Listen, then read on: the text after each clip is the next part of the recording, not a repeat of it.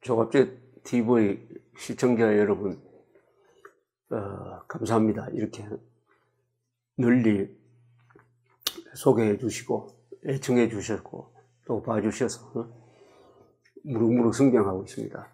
특히 반가운 것은, 고맙게 생각하는 것은, 정치 또는 시사, 안보 중심으로 이 조갑제 TV 프로를 만들다가 보니까 너무 딱딱한 것 같아서 가끔 역사 이야기도 하고 예술 이야기도 하고 또 그게 전공하시는 뭐 건축가라든지 취재한 기자들을 이렇게 모시고 가지고 대담을 하고 하면은 시청하시는 분들이 좀 줄어들 것이라고 생각했는데 그렇지 않고 아주 좋은 반응을 보여주시고 격려를 해주셔서 대단히 감사합니다. 정치도 좋지만은 이런 문화, 교양, 역사와 관련되는 것을 많이 이야기해 줬으면 좋겠다 하는 응원의 댓글이 있어서 용기를 얻고 있습니다.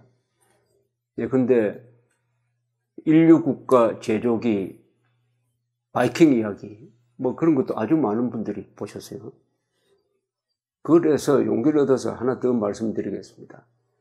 저는 어릴 때부터 역사를 좋아하고 여행을 좀 하다가 보니까 역사 현장을 방문하기도 하고 역사를 알게 되니까 전쟁과 평화에 대해서 관심을 갖게 되고 또 전쟁이라는 것은 인간이 할 수 있는 가장 치열한 행동이고 그 전쟁의 결과는 민족과 국가의 운명을 수백 년 결정하는 것이기 때문에 전쟁에도 참 관심이 많고 그리고 그 전쟁에서 중요한 역할을 한 사람들에 대한 정기를 읽고 또는 메가더에 대해서 책을 쓰기도 하고 이렇게 해서 이야기거리가 비교적 많은 편입니다. 그 중에 바이킹 이야기를 했으니까 이제는 몽골 기마군단에 대해서 한번 이야기해 드릴까? 또 더 넓히면 유목민족에 대해서, 기마민족에 대해서 좀 말씀드리려고 합니다. 왜냐? 우리가 역사를 배울 때 보면은 몽골 유목민족, 투르크, 훈족 이런 사람들을 야만이라고 불렀어요. 야만으로 알고서 배웠습니다. 요새는 많이 달라졌습니다만 왜 야만이라고 부를까? 이게 중국 한족 중심의 역사관입니다. 한족들은 중국 땅에 지금은 뭐 90% 이상이 한족이지만은 이 사람들은 역대 역사에서 중국에서 오랫동안 북방에서 내려온 이 이른바 야만, 그러나 사실은 용감한 사람들, 말을 타고 활을 쏘는 사람, 말 타고 활을 쏜다는 게 중요합니다. 사람들의 지배를 받았습니다. 한번 꼽아볼까요? 유방이 한고조죠.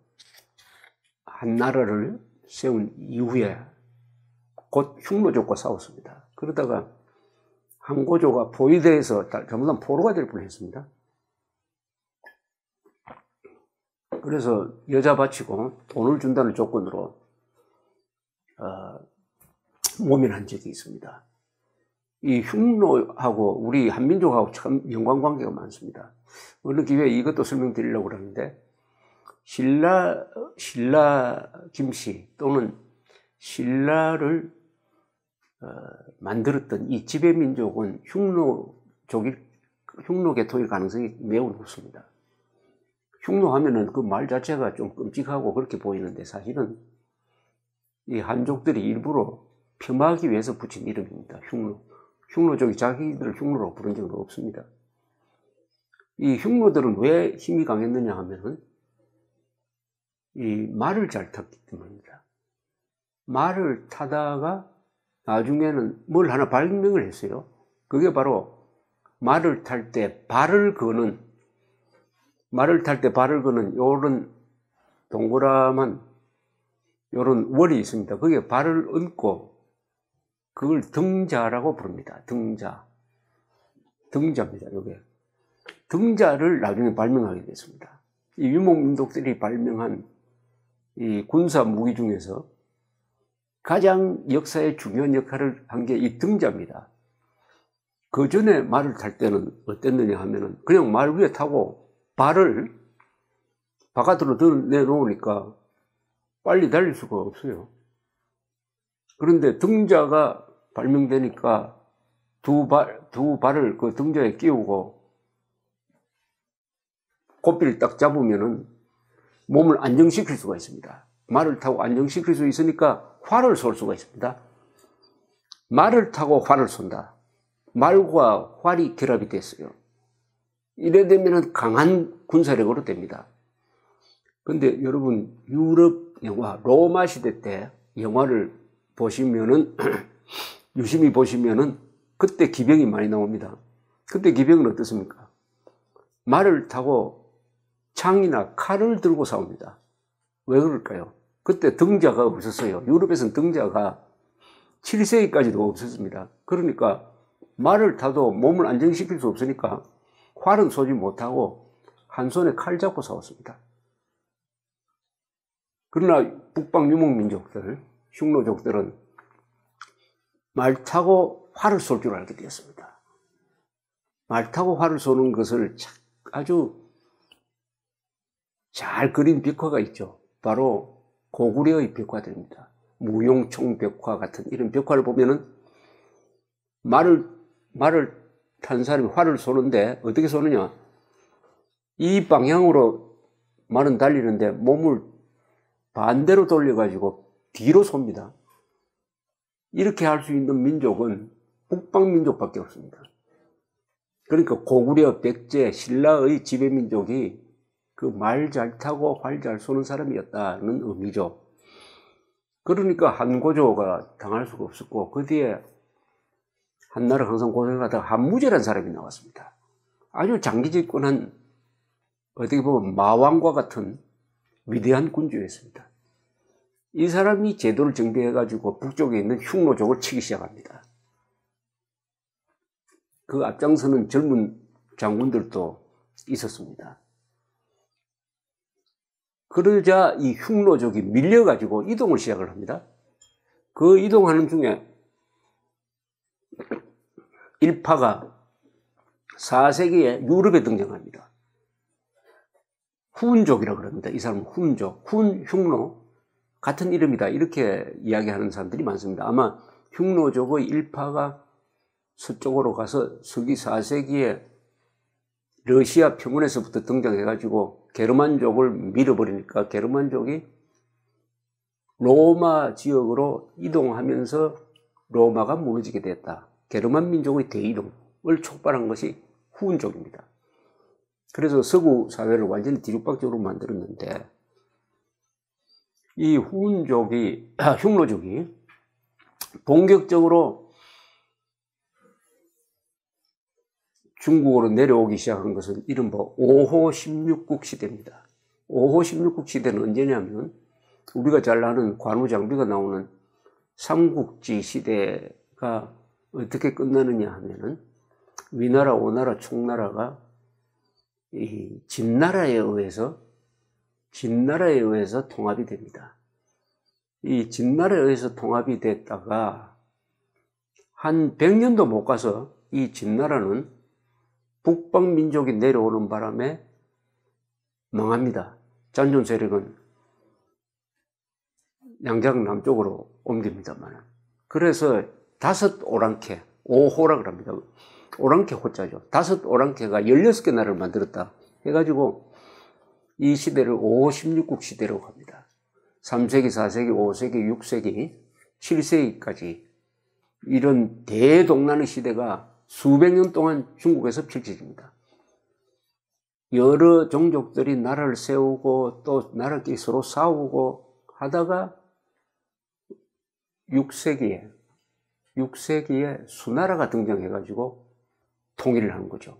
그리고 수를 이어받은 당나라가 한 300년의 평화의 시기를 만듭니다.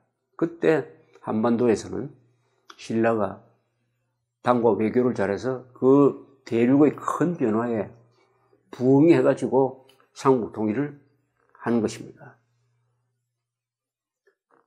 당나라, 수나라 이 지배층도 유목민족 출신입니다. 그러니까 북방민족 출신, 한족이 아닙니다. 한족. 지배층을 기준으로 하면은 수나라, 당나라도 북방에서 내려온 민족이 지배했다. 한족 정권이라고 보기가 힘듭니다. 물론 백성들은 숫자가 많은 한족이죠. 그러다가 또 당나라가 망한 다음에 또 분열이 있다가 송나라가 만들어지죠. 송나라. 고려가 건국할 때 비슷한 시기에 10세기에 송나라가 만들어집니다. 송나라는 한족의 나라입니다. 한족의 나라. 이 한족은 우리가 중국 역사를 보면 중국의 한족은 어떤 특징이 있느냐 하면은 군사적 전통이 매우 약합니다. 이 글, 말, 학문, 종교 이런 것은 잘 발전시키는데 전쟁은 잘 못해요. 그런 점에서 어떤 점에서 저는 중국을 너무 무섭게 생각할 필요가 없다는 생각도 갖고 있습니다. 왜냐하면 중국 사람들 속에는 이 바이킹이라든지 몽골족이라든지 투르크족처럼 또는 아랍 사람들처럼 전쟁을 잘하는 DNA가 결핍되어 있습니다. 그 가장 큰 이유가 장교단을 양성하는 제도가 없습니다. 전쟁이 나면은 문신이 장군이 되기도 하고 합니다. 그래서 그런 전통을 이어받은 중국이라면은 군사적인 면에서는 미국에는 물론 게임도 안 되고 중일 전쟁 때도 보면은 일본군한테 일패도지하고 다만 6.25 때 개입한 중국의 그 공산군들은 잘 싸웠습니다. 그때는 혁명의 열기로서 무장했다. 또 모택동이라는 군사적인 천재가 있었다. 이렇게 보시면 됩니다. 자, 송나라는 순수한 한족들이 만든 가장 중국적인 나라였는데 이 나라가 경제는 막 발전시켰어요. 그러나 이게 상무정신이 약해가지고 매양 북쪽 유목민족, 기만민족으로부터 당했습니다. 어떻게 당했습니까? 거란한테 당하고, 요 나라죠. 금나라한테 당하고, 그리고 마지막으로는 원나라, 몽골한테 점령당하고 말았습니다. 몽골한테 점령당하기까지는 상당히 수백 년 동안 북송이 망하고 양장은 밑으로 내려가가지고 남송이라는 나라를 만들어가지고 오래 지탱을 했습니다만 내분이 일어나서 결국은 원나라한테 망하면서 원나라는 몽고가 중국에 세운 나라를 원나라라고 그러죠. 그래서 원나라의 황제 쿠빌라이 시대 때 이 몽고는 중국뿐만 아니라 중국, 중앙아시아, 그리고 러시아 또는 이란, 지금 이란입니다. 이란, 이rak 여기까지 점령한 세계 최대의 제국을 몽골 기마군단, 즉 징기스칸의 후예들이 만들었습니다. 전무후무한 제국입니다. 그 영토를 지금 펴놓고 보면은 아마 러시아하고 중국을 합쳐도 합친 정도의 면적이 될 겁니다. 그러니까 쉽게 말하면 그때 고려는 몽골 지배를 받았으니까 고려에서 저 중동까지 걸치는 그러면 뭐 아시아 대륙의 동쪽에서 서쪽까지 뻗은 그 대제국을 징기스칸의 후손들 몽골족들이 만들었는데 그 힘은 어디서 나왔느냐? 말을 타고 활을 쏜다. 그리고 기마군단의 기동성 또 용감무상한 몽골 사람들의 몽골 투르크족의 몽골족하고 비슷한 사람이 투르크족입니다. 돌굴이라고 그러죠. 잘 구분이 안 됩니다만 하여튼 그 세력이 만들었던 것입니다. 그게 13세기, 13세기 그때 마르코 폴로가 등장합니다. 마르코 폴로는 베니스 사람입니다. 이 베니스 사람들 원래 장사를 잘했죠. 마르코 폴로도 장사를 하기 위해서 동쪽으로 가다가 쿠빌라이가 다스리던 이 중국에 도착을 해가지고 황제 밑에서 일을 했다고 합니다. 기록에 보면. 그리고 다시 돌아갔습니다. 그 마르코 폴로의 여행은 한 20년 걸렸습니다. 돌아가서 마르코 폴로는 그때 베니스는 해양 아주 도시국가지만 해양력이 세였습니다. 해군이 세였습니다. 근데 당시 이탈리아에서 해군이 센 또 다른 도시가 제노바였습니다. 제노바하고 싸우다가 포로가 됐다고 그래요. 베니스 사람 마르코 폴로가 제노바의 포로가 돼서 감옥에서 구술을 했다고 합니다. 자기가 겪은 이야기를. 그게 동방견문록이라는 책으로 나왔다고 합니다. 이 동방견문록은 유럽 사람들이 동양에 대해서 알게 하고 또 아주 동양을 미화를 했습니다. 금이 많다든지 뭐 해가지고 비단의 나라라든지 해가지고 이 동쪽으로 가면은 뭐 먹을 게 있고 얻을 게 있겠구나, 부자가 되겠구나 해가지고 모험심을 불러일으켰습니다. 1492년에 콜럼버스가 세 척의 배를 타고 인도를 찾아 나선 게 바로 아메리카 대륙을 발견하게 되는데, 그때 가지고 갔던 책이 두 권입니다. 하나는 성경이고 하나는 동방견문록이었다고 합니다. 이 동방견문록이 가능했던 것은 이 몽골 지배하는 나라가 동서양에 걸쳐 있었으므로 평화를 누리고 있었습니다. 몽골 지배하에 들어가니까 동서양이 서로 교통할 수가 있고, 마르코 폴로 베니스 사람이 북경까지 올 수도 있고 돌아갈 수도 있고, 이렇게 됨으로써 이 시대를 팍스 몽골리카라는 말로 얻었습니다. 몽골의 대평화의 시기다. 팍스 브리타니카의 를 따른 말이기도 합니다. 최근에 지은 말입니다. 그렇게 해서 비로소 세계사가 한 덩어리가 됐다. 징기스칸 몽골에 의해서 서양과 동양이 한 덩어리로 이어졌다. 이어짐으로써 그 뒤로는 동양과 서양이 한 세상이 돼가지고 돌아가게 되었다. 비로소 세계사가 만들어졌다. 그래서 몽골 기마군단의 이 세계 정복은 세계사를 한 단위로 만들었다. 동양과 서양을 서로 이어주는 역할을 했다. 그래서 세계사가 그때부터 본격적으로 탄생했다. 그전에는 서로 따로 놀았다. 이런 뜻입니다. 그래서 이 몽골 기마군단의 활 쏘고 말잘 타는 이 군사력이 핵심이 되어가지고 이 몽골 제국, 유목민족의 역사가 펼쳐지는데, 이 세계사를 보면은 기마민족들이 항상 나라를 세우고 전장에 앞장서고 해서 이 사람들은 나라를 만드는 게 전공입니다. 누가 통계를 냈는데 이 북방 유목민족, 기마민족이 역사에 남긴 큰 나라, 제국이라고 붙일 수 있는, 엠파이어라고 붙일 수 있는 대제국이 20개였다고 합니다. 20개. 제가 기억나는 대로만 꼽아보겠습니다. 첫째, 원나라 대제국이었죠. 그 다음에 인도에 있었던 무갈제국.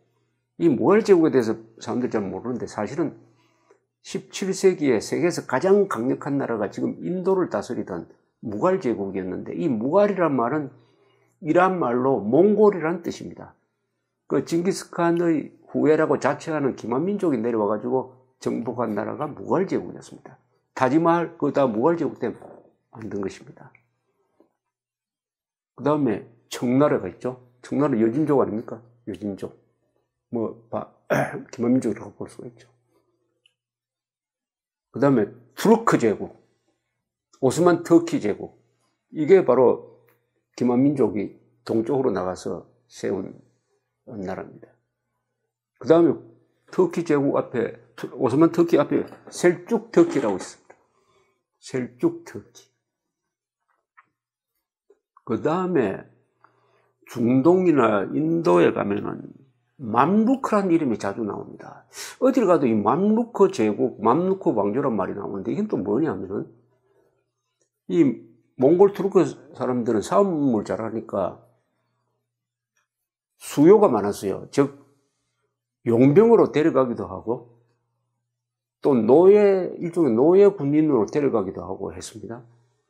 그래서 이집트에 이 팔려간 사람들이죠. 맘루크, 그 사람들은 맘루크라고 그러는데 이집트에 팔려갔던 이 기마민족, 투르크 계통의 기마민족이 이집트 왕조 밑에서 충성스럽게 일을 하다가 어느 순간에 권력을 잡아버렸습니다.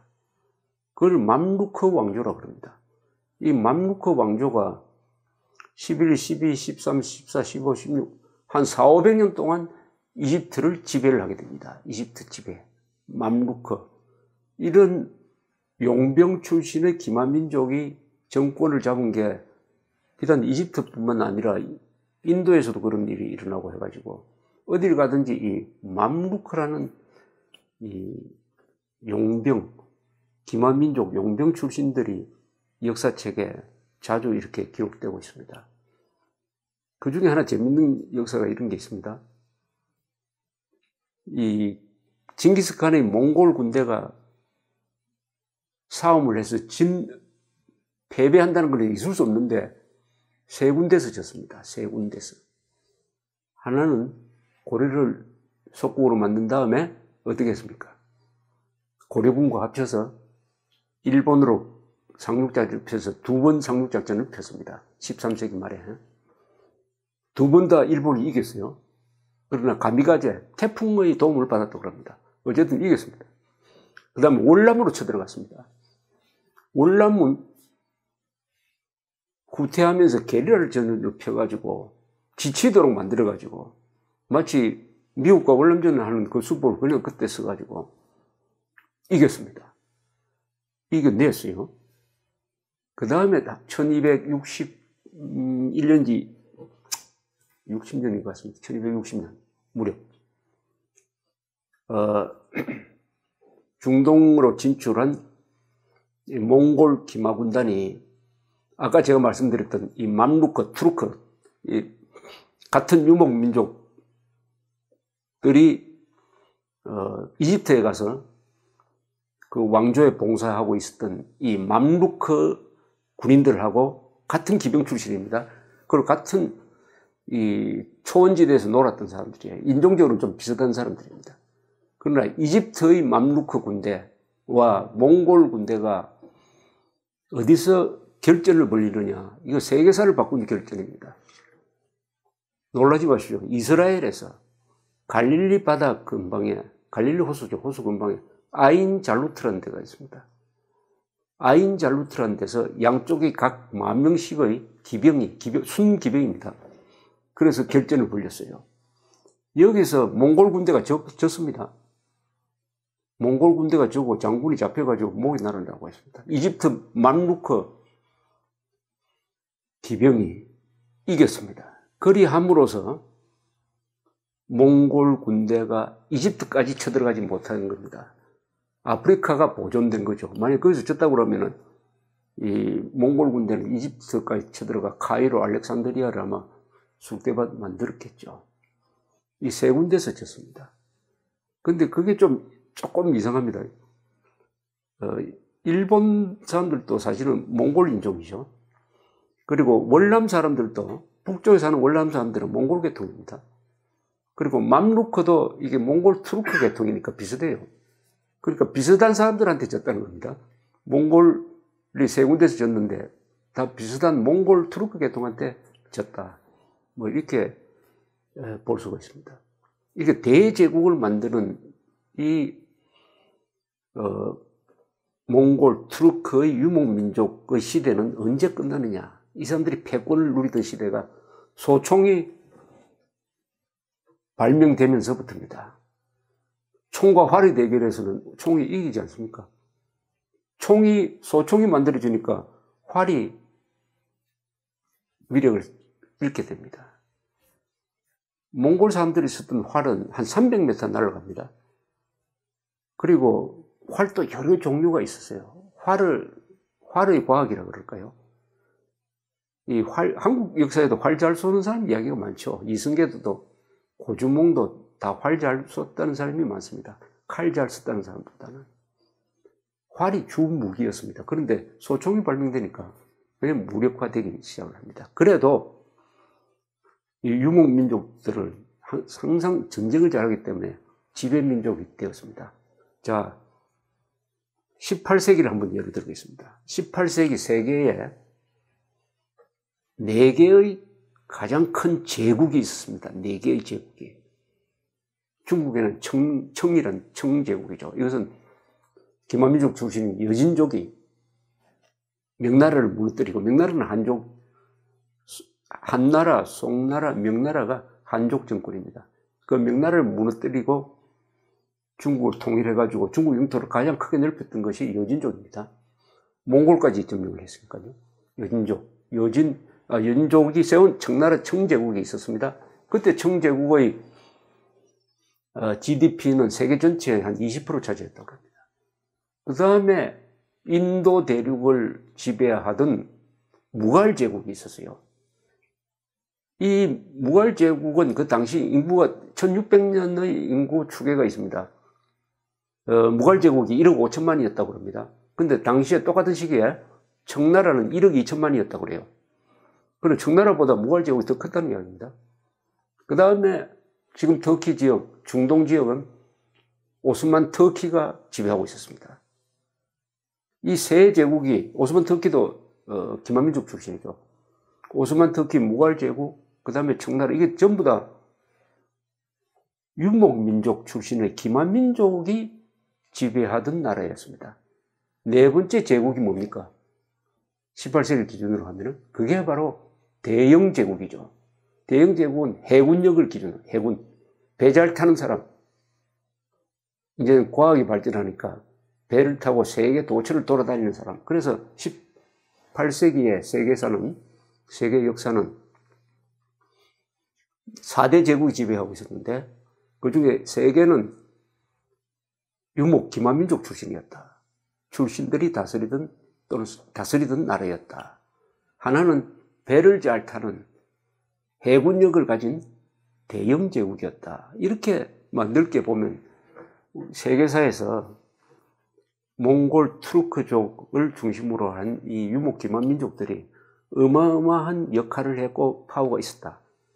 그러나 이 사람들이 이 기록을 제대로 남기지 않았기 때문에 이 농경민족 출신들이 역시 지식, 사상 이런 학문을 발전시켰기에 이 사람들의 역할은 무슨 야만족이다, 사람들을 많이 죽였다, 이런 식으로 평가절하를 하는 바람에 실제 세계사에서 주도적 역할을 했는데도 이 역사책에는 아주 낮게 평가되는 거고, 한국 사람도 거기에 영향을 받아가지고 한족 중심으로 항상 생각하고, 그런데 이 힘의 관계로 본다면은 전쟁, 권력 이런 측면에서 본다면은 유목 민족들이 주도한 게 세계사였다. 유목 기만민족입니다. 유목 기만민족. 그 기만민족을 뒷받침하는 게 유목사회라는 게 있죠. 유목사회의 핵심은 말을 잘 탄다는 뜻입니다.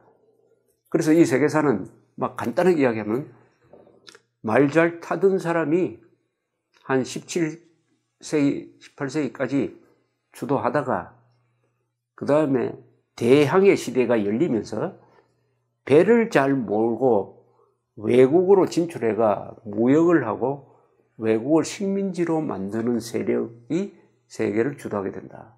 그 선두에 있었던 것이 대영제국이고 네덜란드고, 프랑스는 조금 해양력은 약한 나라였습니다만 주로 그 앞에 스페인, 포르투갈, 스페인, 네덜란드, 영국이죠. 해양 세력의 이 챔피언들이 바뀝니다. 제일 처음에 포르투갈이었습니다. 그 다음에 스페인이었습니다. 그 다음에 네덜란드였습니다. 그럼 네덜란드가 짧게 끝나고 바로 영국. 지금은 그 해양 세력의 족보가 미국으로 간 거죠. 미국이 해양 세력, 지금 한반도 근방에 항공모함 2척이 와 있다고 그럽니다. 그 항공모함 2척에 실린 공군력은 아마 전투기가 한 120대, 핵무기도 실려 있을 테니까 어떤 나라의 전체 군사력하고 맞먹는 이런 어마어마한 해군력을 투입할 수 있는 국력을 가진, 그 국력을 뒷받침하는 해양정신, 상무정신을 가진 나라가 미국이라고 본다면 미국의 그 국가정신과 군사전략은 주로 해양 세력과 연결되어 있습니다. 미국, 영국, 네덜란드, 스페인, 포르투갈로 이어지는 해양 세력. 그래서 이 세계사는 배를 잘 모는 사람과 말 잘 타던 사람이 주도한 문명이라고 볼 수 있는데, 우리나라는 어떠냐면, 우리나라는 원래 말 잘 타던 사람이 세운 나라가 고구려, 백제, 신라였는데, 또 한때 신라는 배도 잘 몰아가지고 장보고 시절에는 동아시아에서 가장 배를 잘 만들고 잘 모는 사람이 신라 사람이었습니다. 그에 관련된 여러 가지 기록이 있습니다만, 그러다가 고려 조선으로 넘어가면서 배를 타는 사람을 하대를 하고 멸시를 하면서 해양력이 약화되기 시작을 했습니다. 반도에 살면서 내륙인 행세를 하다가 어느 정도 비참해졌느냐. 이사벨라 비숍이라는 영국 여성 여행가가 쓴 코리아 앤드 허 네이버즈라는 책이 있습니다. 조선과 그 이웃 나라들이라는 책인데, 거기 보면은 19세기 말에 서울의 풍경을 설명하는데, 양반이 말을 타고 갑니다. 말을 타고 가는데 몸을 제대로 가누지 못하니까 두 사람이 붙는답니다. 한 사람은 고삐를 끌고 또 한 무소문 뒤에 말탄 양반의 엉덩이를 받친답니다. 이게 뭡니까? 무용총 벽화에 나오던 그 기마민족의 호쾌한 기상은 어디 가고 조선조에 유학자, 주자학이 들어와가지고 전쟁하고 육체적 활동하고 장사하고 뭐 물건 만드는 것을 하대하고 탄압하니까 문약해져가지고 말도 제대로 못하는, 자기 힘으로는 말도 제대로 못하는 이런 사람으로, 조선 사람으로 바뀌어버린 거죠. 그러다가 식민지가 돼버린 거 아닙니까? 그러다가 대한민국이 생기니까 이제 38선이 있고 하니까 휴전선이 있어서 북으로 못 가고 삼면은 바다인데다가 북이 끝까지 막혀버렸으니까 1945년 이후에 대한민국은 섬입니다. 섬으로서 먹고 살려니까 해외로 나가고 일본, 미국과 친해지고 수출을 하고, 그런 과정에서 우리가 해양 정신을 되찾게 됐습니다. 신라 때 피크를 이뤘던 그 해양 정신을 되찾으면서 대한민국이 지난 70년 동안에 해양 강국이 됐습니다. 선봉량, 우리 상선대는 세계에서 한 10위 정도 되죠. 수산물 생산량도 세계에서 한 10등 안에 다 들어있습니다. 우리나라 선은 아주 질이 좋습니다. 해군력도 우리 랭킹 10위 아닙니다. 무역도 이거 해양력의 한 지표인데 세계 6등 아니면 7등. 한국이 세계 강국이 됐습니다. 세계 해양 강국이 됐습니다. 그렇게 함으로써 민주주의가 가능해졌죠. 바로 한국의 해양화, 이 해양화는 한국 사람들이 몸속에 있는 DNA하고 맞습니다. 우리는 말도 잘 탔던 민족일 뿐만 아니라 배도 잘 몰았던 민족입니다. 활달한 민족이고, 이런 민족은 해외에 나가서 무대가 넓은 데서 설치고 다녀야 합니다. 그것을 보장한 것이 바로 자유민주주의 시장경제였습니다. 북한은 어떻습니까? 그렇게 야성적인 한국인을 꼼짝달싹 못하도록 전체주의로 꽉 묶어놓고 있다가 보니까 사람 키는 남한보다 10cm 이상 줄어들어 버리고 평균 수명도 10몇 년 동안 짧아지고 야성을 다 잊어버리고 해서 저런 상태가 되었습니다. 결론적으로 말씀드린 것은 자유민주주의 시장경제는 우리 민족성과 맞습니다. 야성적 민족성과 맞습니다. 공산 전체주의는 주자학적 관념론과 맞습니다. 하나는 민족을 발전시키는 것이고 활달하게 만드는 것이고, 하나는 민족을 고사시키고 난쟁이로 만드는 것입니다. 한국의 좌파 세력은 어느 쪽으로 갈 것이냐? 좌파 세력은 어느 쪽으로 갈 것이냐? 북쪽 모델을 좋아하는 사람들이 그 안에 많은 거 아닙니까? 북쪽 모델. 난쟁이화한 북한 주민들을 보고도 대한민국의 고마움, 미국의 소중함을 모르면은 우리가 모처럼 재발견한 이 해양 정신을 우리가 잊어버리게 될 것이 아니냐. 그 기로에 지금 서 있다. 이렇게 생각합니다. 감사합니다.